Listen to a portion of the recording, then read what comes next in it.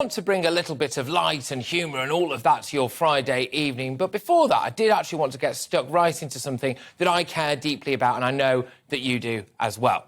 I am sick and tired of political correctness. I've had enough. While everybody is tripping over themselves to make sure nobody is offended, the country is going to the dogs. There's going to be an inquiry into what's happened in Leicester and in Birmingham, where essentially race riots kicked off unabated while a small number of police pretty much stood back and watched. We don't need an inquiry into that, do we? The answer is staring us right in the face. Mass, largely uncontrolled immigration has led to foreign problems becoming problems over here. When you couple that with a law enforcement body that's terrified of causing offence, then we end up in a very dangerous situation.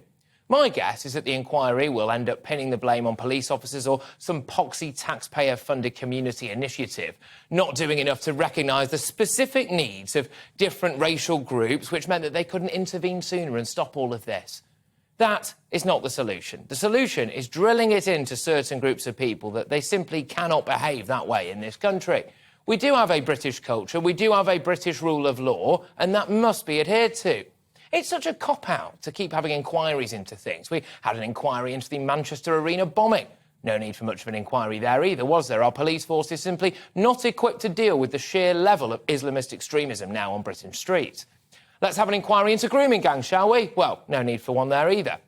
Right across the UK, in my opinion, police forces have been too afraid to tackle the monumental issue of largely South Asian men raping vulnerable working-class white girls on an industrial scale. Now, when it comes to Leicester, how many times do we have to see this kind of thing erupt?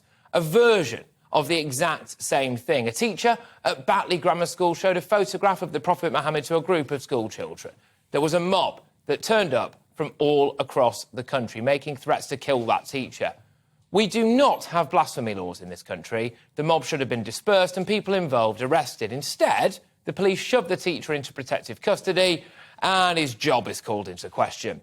There is a mob patrolling the streets of London calling for Zionist Jewish blood, for example. The police just stood by, didn't they? A primary school in Birmingham wanted to teach kids not to bully gay people. And then all of a sudden that's interpreted as them wanting to teach kids how to be gay, and predominantly Muslim parents launched a big protest outside. Police don't want to stoke racial tensions. How many times have we heard that? But those racial and religious tensions have already been stoked, haven't they? Those protests, demonstrations or riots are racial tensions being played out on the streets of Britain. And it's the police's job to stop them. It's too easy to blame fake news spread online or just a few extreme voices.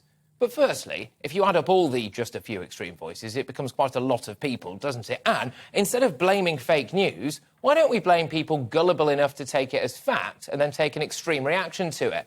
Political correctness is getting in the way of policing. It's getting in the way of the vast majority in the media shining a light on the true scale of the issue we now face. And it stops ordinary members of the public, like you and me, having a reasonable discussion and a debate about what some of the negatives of mass immigration can be.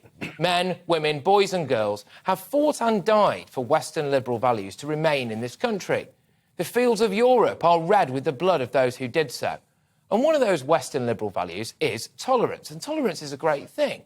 But too much tolerance could well lead to capitulation. And I'm concerned that we may well end up being so tolerant of unacceptable behaviour, tolerant of perceived cultural differences, that we end up losing our Western liberal values and our country once and for all.